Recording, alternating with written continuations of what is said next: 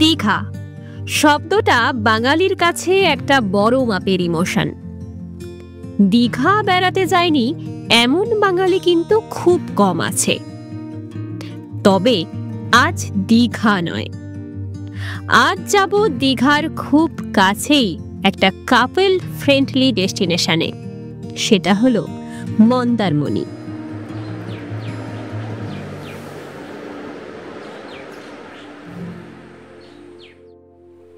যেখানে সমুদ্রের ঢেউ গুনতে গুনতে প্রিয়জনের সাথে ঘন্টার পর ঘন্টা সময় কাটিয়ে দেওয়া যায়।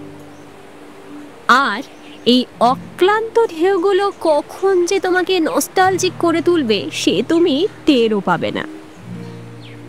প্রতিদিনের ব্যস্ত শিডিউল থেকে একটু সময় বার করে নিয়ে দুদিনের জন্য চলে যাওয়াই যায় এই ডেস্টিনেশনে। পশ্চিমবঙ্গের পূর্ব মেদিনীপুর জেলায় রয়েছে এই মন্দারমণি। এখানে রয়েছে অনেক সুন্দর সুন্দর রিসোর্ট। তবে আমাদের রিসোর্টটা ছিল একদম ভিনটেজ লুকিং।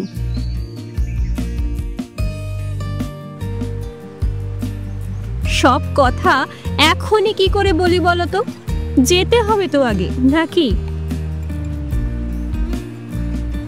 তাই ঝটপট ব্যাগ গুছিয়ে নাও, বাসের টাইম হয়ে যাচ্ছে তো।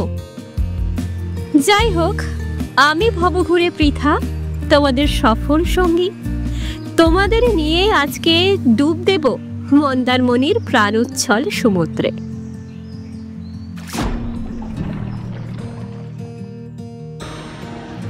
ঘড়িতে এখন 10:42 আর আমরা এসে পড়েছি এসপ্ল্যানেডে।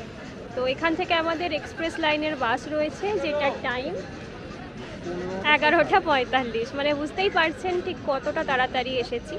তো এতক্ষণ টাইম একটু অসুবিধা স্পেন্ড করা। তো দেখা যাক, একটু ঘুরে ঘাড়ে দেখে নিই, আপনারাও তার সাথে কিছু ভিডিও ক্লিপ দেখতে থাকুন। এটা হলো কলকাতার চিরপরিচিত ব্যস্ততম বাস স্ট্যান্ড এসপ্ল্যানেড। সারা দিন এখান থেকে যে কত বাস বিভিন্ন ডেস্টিনেশনে চলছে তার কিন্তু কোনো হিসাব নিকাশ নেই।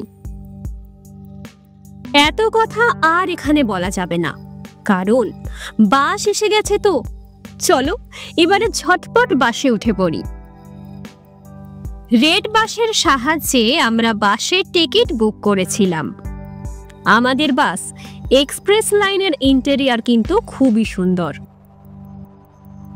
ঘড়িতে এখন 11:45। বাসের চাকাও গড়াতে শুরু করেছে। তবে যদি তোমরা আমাদের পরামর্শ নাও তাহলে বলবো, সকালের দিকের 8টা থেকে 8:30টার মধ্যে যে বাসগুলো ছাড়ছে সেইগুলো ধরাই কিন্তু বুদ্ধিমানের কাজ। কারণ পৌঁছাতে সময় লাগে 4 ঘন্টা। আর মন্দারমণিতে যে রিসোর্টগুলো আছে সেগুলোর চেক ইন টাইম 12টা থেকে 12:30। আর একটা ছোট্ট পরামর্শ দেবো, তোমরা যারা বাসে করে যাচ্ছ জানি তারা অনেকেই কিন্তু এন্টারটেনমেন্ট পছন্দ করো। অবশ্যই এন্টারটেনমেন্ট করো, নিজেদের মধ্যে এনজয়মেন্ট করো, কিন্তু তোমাদের এই এনজয়মেন্ট যেন কারোর ডিস্টারবেন্সের কারণ না হয়ে দাঁড়ায়, এইটা খেয়াল রেখো। আমরা কিন্তু এইরকম একটা এক্সপিরিয়েন্সের সাক্ষী হয়েছিলাম, তাই একটু ফ্রিতে জ্ঞান দিয়ে দিলাম আর কি। এখন আমাদের বাস দাঁড়িয়েছে রেস্টিং স্টপ কোলাঘাটে। যদিও আমরা ডিনার সেরেই এসেছি, তাই ডিনারের ঝামেলা আর নেই। তবে তোমরা যারা ডিনার করতে চাও তারা এখান থেকে ডিনার করে নিতে পারো। মিনিট 20 বিরতি নিয়ে বাস আবার চলতে শুরু করেছে তার নিজের গতিপথে। ভোরের আলো ফুটতে না ফুটতেই আমাদের বাস এসে দাঁড়িয়েছে চারখোলা বাস স্ট্যান্ডে। এই অন্ধকারের মধ্যে খোঁজাখুঁজি চালানোর পর অবশেষে একটা অটো পাওয়া গেছে। অটোর সারথি হলো রাজেশ ভাই, অত্যন্ত ভদ্র এবং মিশুকে ছেলে। 150 টাকার বিনিময়ে সে আজ আমাদেরকে নিয়ে যাচ্ছে আমাদের রিসোর্টের উদ্দেশ্যে।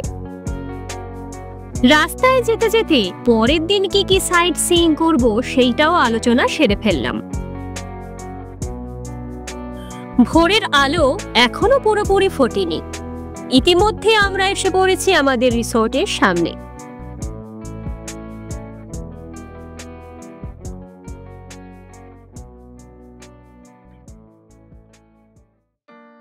চারিদিকের ওয়ার্ম লাইটে সাজানো এই রিসোর্টটা ভীষণ মায়াবী লাগছে। আমি তো দেখেই প্রেমে পড়ে গেছি। সেই কথাই আছে না, লাভ এট ফার্স্ট সাইট, আমার ক্ষেত্রেও কিন্তু সেই রকমই কিছু ঘটছে। আচ্ছা, তোমরা ভালো করে দেখো দেখি, তোমাদেরও কি সেটাই মনে হয়?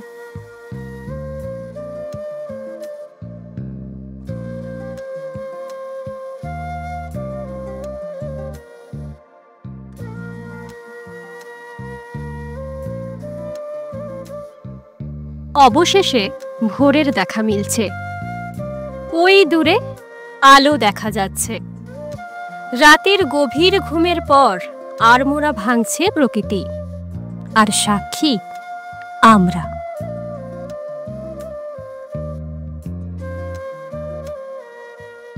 সকালের আলো মেখে রিসোর্টটা সতেজ হয়ে উঠছে। বেশ কয়েকদিনের টানা বৃষ্টিতে আবহাওয়া বেশ শান্ত। সূর্যি মামার দাপট একেবারেই নেই, বরং মেঘলা হয়ে রয়েছে। ভয় এখন একটাই, তুমুল বৃষ্টিতে ট্যুরটা পণ্ড হয়ে না যায়। তবে অপটিমিস্ট মানুষের একটা ভালো দিক আছে, কি বলতো, কখনোই কোনো পরিস্থিতিতেই হাল ছাড়ে না। আমিও তাদেরই দলে, মানে বৃষ্টি হলেও খুঁজে নেব ভালো কিছু। এখন 5:30 বাজছে, আর চেক ইন হলো দুপুর 12টা। উফ, কি যে করি এখন। পায়ে হেঁটে মোটামুটি রিসোর্টটা কয়েক পাক দিয়ে ফেলেছি। ভালোই লাগছে বেশ, মর্নিং ওয়াকটাও হয়ে যাচ্ছে। এই রিসোর্টের দুটো পার্ট, যেটা পুরনো পার্ট সেটা সমুদ্রের খুব কাছে, নাম কনিফায়ার, আর পিছনে একটা নতুন পার্ট হয়েছে, নাম ফরেস্টা। এটা বেশি দিন হয়নি। সমুদ্রের নিকটবর্তী রিসোর্টগুলো নিয়ে গভর্নমেন্টের সাথে বোঝাপড়া চলছে। কয়েক বছর পর একদম সামনের রিসোর্ট থাকবেই সেটা কিন্তু বলা যায় না।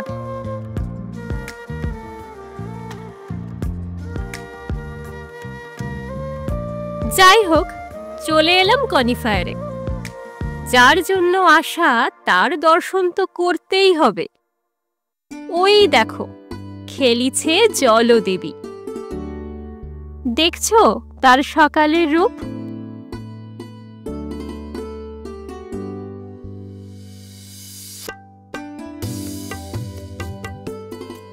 ভীষণ ক্লান্ত লাগছে জানো, সারা রাত ঘুম এক ফোঁটাও হয়নি। বাসে একদল ছেলে মেয়ে তাদের আনন্দ এমন ভাবে ছড়িয়ে দিয়েছে যে আমাদের রজনী নিদ্রাহীন হয়ে গেছে। সমুদ্রের ঢেউগুলো ভীষণ অক্লান্ত। ওদের জিজ্ঞেস করতে ইচ্ছে হচ্ছে, এই তোদের ঘুম আসে না? তোরা ক্লান্ত হোস না? এই জায়গাটা অনেকটাই প্রশস্ত, খড়ের চাল দেওয়া আছে, আর আছে বেশ কিছু বসার আর শোবার ব্যবস্থা। সন্ধ্যের পর এখানে বসে তন্দুরির মজা নিতে নিতে সমুদ্রে হারিয়ে যেতেই পারো, কেউ আটকাবে না।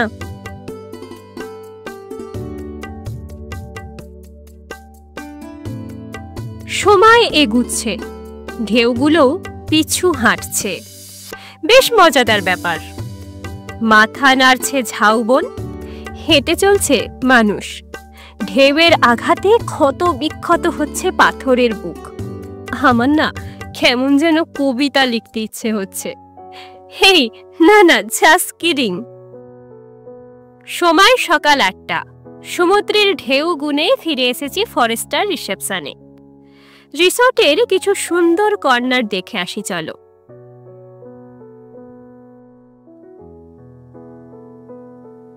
আমি বরাবরই খুব ভিনটেজ প্রিয়াসী, আর দেখে বুঝতেই পারছো কি ভীষণ মায়াবী।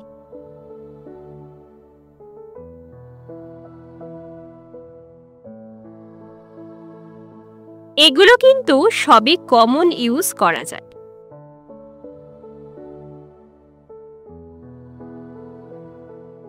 পেটে ছুঁচো ডন মারছে, খেতে হবে এবার। চলো ব্রেকফাস্টটা সেরে ফেলি। লুচিটা আমি খাইনি, আমার বর্মশাইয়ের পছন্দ, তাই ওটা ওর, আর আমার স্যান্ডউইচ। টেস্ট কিন্তু বেশ ভালো, অতিরিক্ত মশলাদার খাবারও নয়, আবার খুব একটা পাতলাও নয়, একদম ঘরের খাবারের মতোই টেস্ট। পেট পুজো তো কমপ্লিট, সময় 11টা। আবারও সমুদ্রের সঙ্গী হতে বালুতটে নেমে পড়েছি। সমুদ্রের কাছে যাচ্ছি, কি বলছি বলো তো? আমায় নেবে কি? এইটুকুই জিজ্ঞাসা করেছিলাম। আচ্ছা, তোমরা হলে কি বলতে জানিও কিন্তু।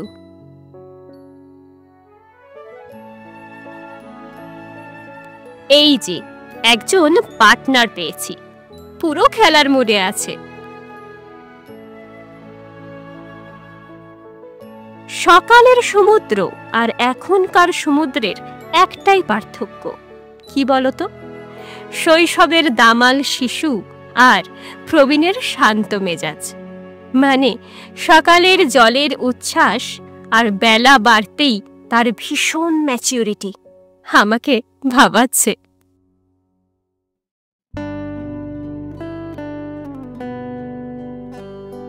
ঘড়ি বলছে 11:30। আমরা অবশেষে রুমে চেক ইন করছি। বাথরুমটা ওয়েট অ্যান্ড ড্রাই সেকশনে ভাগ করা রয়েছে। ব্যবস্থাপনা বেশ ভালো, একটা ব্যালকনিও রয়েছে। অল্প স্বল্প ঝাউ গাছ চোখে পড়ছে। রুমটা দেখো, আলাদা করে আর কিছু বলছি না, তোমরা নিজেরাই দেখে নাও কি কি আছে।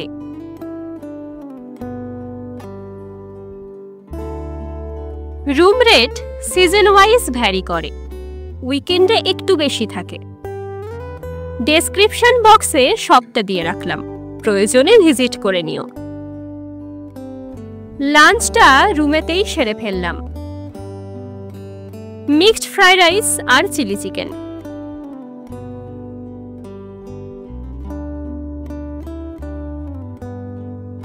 আস্তে আস্তে সন্ধে ঘনাচ্ছে, আলোয় আলোয় সেজে উঠছে রিসর্ট।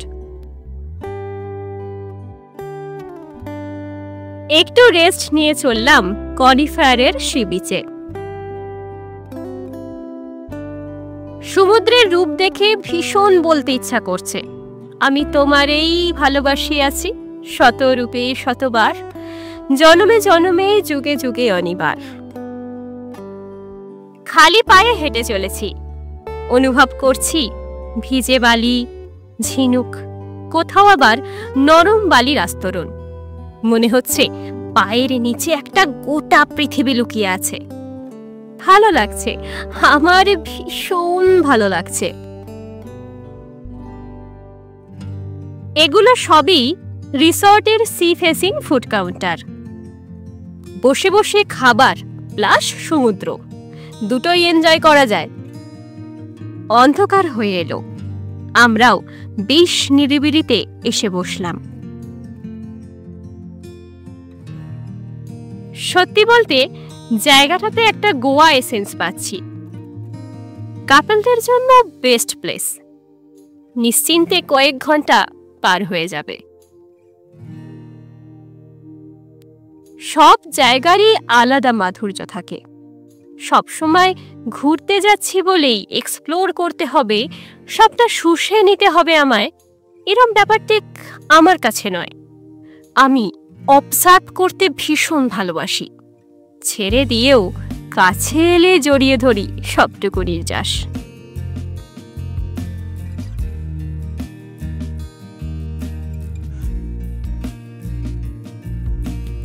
খাবারের অর্ডার 9টার পর আর নেওয়া হয় না, তবে এখানে তন্দুরি কাবাবই হচ্ছে মেন অ্যাট্রাকশন। পেট পুরে কাবাব খেয়ে নিলাম। ডে 1 এই পর্যন্তই। কাল সাইট সিইং এর চ্যাপ্টার ওপেন করব। আজ এই পর্যন্তই মার্ক করে রাখো। Good morning. আজকে আমাদের সেকেন্ড ডে স্টার্ট, আর এখন ঘড়িতে 4:30 বাজছে। তো চলেছি আমাদের সানরাইজ দেখার আশায়। আকাশে তো যথেষ্ট মেঘ রয়েছে, জানি না দেখতে পাবো কিনা, তবে এখন সি বিচে যাই। তবে আশা করি একদম পিওর সানরাইজ না হলেও কিছুটা রোদের আভা বোঝা যাবে। সো দেখা যাক। মনে এক রাশ আশা নিয়ে চললাম সূর্যোদয়ের ঠিকানায়।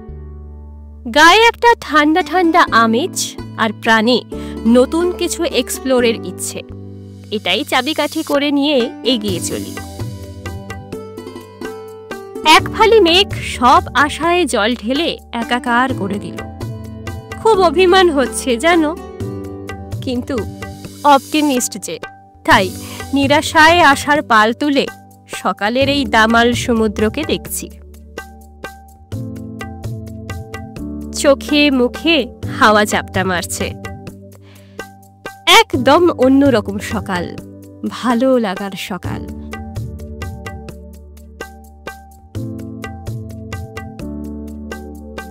মহারাজও একই শনে, কি কাণ্ড দেখো। এই ভালো লাগা রাখি কোথায়? রাজেশ ভাই সময় মতো এসেও পড়েছে। দেখো, নতুন নতুন প্রচুর রিসোর্ট গড়ে উঠছে। অটো চলছে তার নিজের খেয়ালে। এখন হালকা সূর্যি মামা দেখা দিয়েছে, তাই ওয়েদারটা একটু গরম। এই হলো জলধা বীচ, তলায় বয়ে চলছে জলধা নদী। এখানেও রয়েছে মোহনা।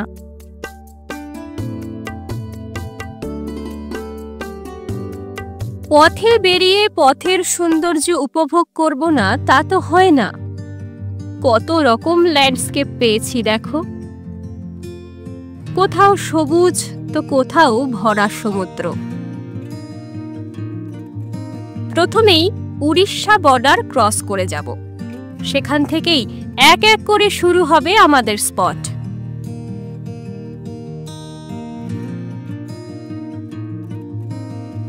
এটা নায়েকালি ব্রিজ।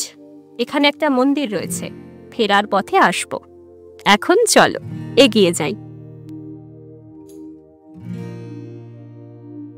এই যে জায়গাটা দেখছো, এখানে তৈরি হচ্ছে জগন্নাথ দেবের মাসির বাড়ি।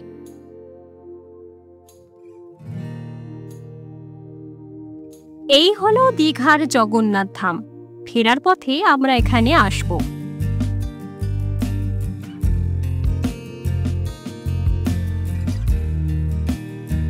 প্রথমেই আমাদের অটো এসে থামলো তালসারি মোহনায়। সারি সারি নৌকা দাঁড়িয়ে, মাছের নেট থেকে বেরিয়ে আসছে ছোট ছোট কত মাছ। বেশ ভালো লাগছে। এখানে রয়েছে পাইকারি দরের মাছের বাজারও। এখন চলে এসেছি তালসারিতে। তো এটা তালসারির মোহনা। তো এখানকার মানে কি বলবো, এখানকার পরিবেশটা এত সুন্দর, মানে চারিদিকে নৌকা এবং মাছ ধরা চলছে, মানে অসাধারণ। মানে আমার কোনো ভাষা নেই, আমি কি বলবো। আবার আমরা চললাম পরবর্তী গন্তব্যে।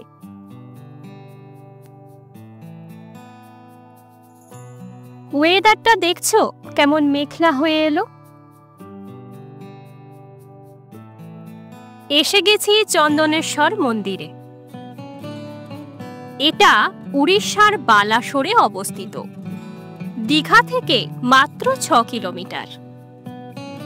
এটা আসলে নীলকণ্ঠ শিবের মন্দির।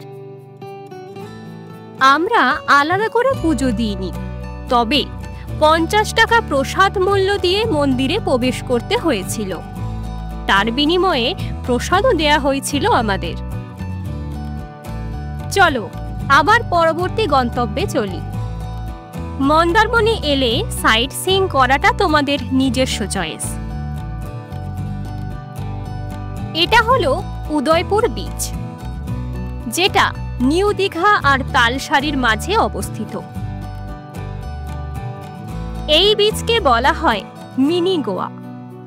তবে আমার এই বিচের পরিবেশ খুব একটা ভালো লাগেনি। তবে বিচটা কিন্তু খুবই কালারফুল। এখানে সমুদ্রের জলের একটা আলাদাই রং রয়েছে। যত বেলা বাড়ছে গরমও বাড়ছে। এসে পড়েছি ঢেউ সাগরে। এখানে টিকিট মূল্য 20 টাকা পার পারসন। প্রথমেই বলে রাখি, এখানে এলে অবশ্যই সন্ধ্যার সময় এসো, কারণ এটা হলো একটা অ্যামিউজমেন্ট পার্ক, যেটার অ্যাক্টিভিটিস সন্ধ্যার সময় থেকেই শুরু হয়। ওই দেখো নিউ দীঘা বিচ। পার্কটা কিন্তু সর্বোপরি ভালোই। এরপর চলে এসেছি বড়বাজারের সেল মার্কেটে। এই না, ব্যাপারটা ঠিক তা নয়, তবে ভিড়টা দেখো। সত্যি বলো তো সেই রকমই লাগছে কিনা। যাই হোক, এটা নিউ দীঘার সি বিচ। এত মানুষের মধ্যে ট্রাভেলের আগ্রহ জন্মাচ্ছে দেখে কিন্তু আমার বেশ ভালো লাগছে। লাঞ্চটা এবার করে নি চলো। এখানের একটা রেস্তোরাঁতে বিরিয়ানি খেয়েছিলাম, খাবার কিন্তু বেশ ভালো।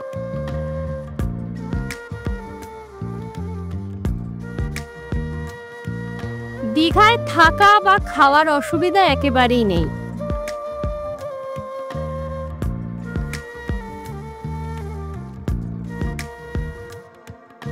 এবার এসে পড়েছি দীঘার মোহনায়। মাছের সাইজ কিন্তু চমকে দেওয়ার মতো।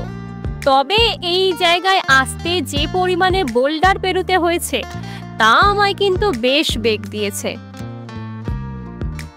সমুদ্রের মিলনের রূপ যে কি ভয়ানক হতে পারে তা উপলব্ধি করতে পারবে এখানে এলে। যে ট্রলারগুলো দেখছো সব মাছ ধরতে বেরিয়ে পড়ে রাত্রিবেলা। ভোরবেলায় মোহনায় মাছের আমদানি কিন্তু চোখে পড়ার মতো। এই হলো আসল হারানো Digha, old Digha, the emotion of all. ছোটবেলায় এই সি বিচে এসেছিলাম। অনেকটা নস্টালজিয়া ঘিরে ধরছে জানো। আজ সমুদ্র অবাধ্য হয়েছে, দিন দিন আরো হবে। জানি না কতটা থাকবে এই বিচের, তবে যাই হোক, অনেক মানুষের ছেলেবেলা এই বিচে আটকে। কি তাই না বলো? আমাদের নেক্সট ডেস্টিনেশন হলো the most trending place, Jagannath Dham. তবে বলে না, কপালে না থাকলে কিছুই হয় না। এসে পৌঁছালাম দুপুর 1:10। তখন মন্দির বন্ধ, গেট খুলবে 3টের সময়। অটো রাজেশ ভাই বলেছিল থাকবে, কিন্তু মানুষকে এতক্ষণ অপেক্ষায় রাখা শ্রেয় মনে হলো না। অগত্যা ভেতরে ঢুকতে পারলাম না। বাইরে থেকে দেখেই আমরা আবার চলেছি পরবর্তী গন্তব্যে। তবে কিছু বেসিক ইনফরমেশন দিয়ে রাখি, এখানে ক্যামেরা কিন্তু অ্যালাউড নয়, এমনকি জুতো ব্যাগও নয়। কোথায় রাখবে সেটা তোমাদের ব্যাপার। মন্দির কর্তৃপক্ষ কিন্তু কোনো দায়িত্ব নেবে না। চলো 7-5 না ভেবে নেক্সট স্পটে যাই। যাওয়ার সময় নায়েকালী ব্রিজ ক্রস করেছিলাম, মনে আছে? এখন আছি নায়েকালী মন্দিরে। 300 বছরের প্রাচীন এই মন্দিরকে ঘিরে অনেক লোককথা আছে। শোনা যায় এখানে এক সময় জঙ্গল ছিল। সেই সময় একটা তেঁতুল গাছের কোটর থেকেই মায়ের আবির্ভাব হয়।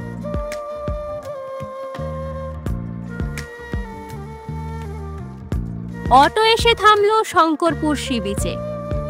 সমুদ্রের উত্তাল ঢেউ অনবরত দাপিয়ে বেড়াচ্ছে গোটা সি বিচ চত্বর।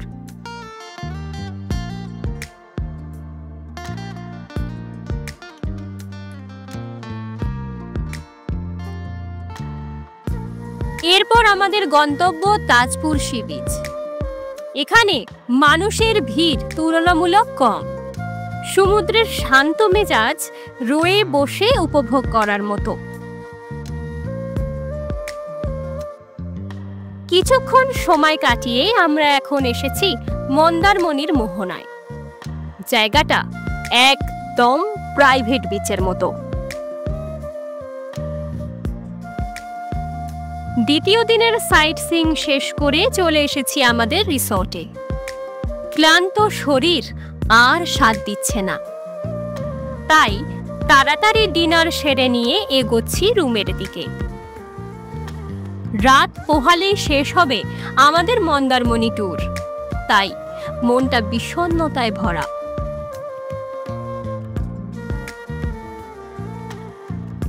আজ কয়েক ঘন্টা কাটিয়ে রওনা দেব বাড়ির পথে। তাই আবার বিচে এসেছি রূপ, রস, গন্ধ সবটা শুষে নিতে। দুপুর 2:30 বাস ধরে আমরা ফিরব। আজ তবে এই পর্যন্তই। নতুন ট্যুরের ঠিকানা নিয়ে খুব শিগগিরই আসব, ততক্ষণ অপেক্ষায় থেকো। আর যদি ভিডিওটা ভালো লেগে থাকে একটা ছোট্ট লাইক করে দিও। আর তোমরা তো জানোই তোমাদের মন্তব্য আমাদের এগিয়ে যাওয়ার জীবনকাঠি, তাই কিপ কমেন্টিং। সুস্থ থেকো, ভালো থেকো আর জুড়ে থেকো।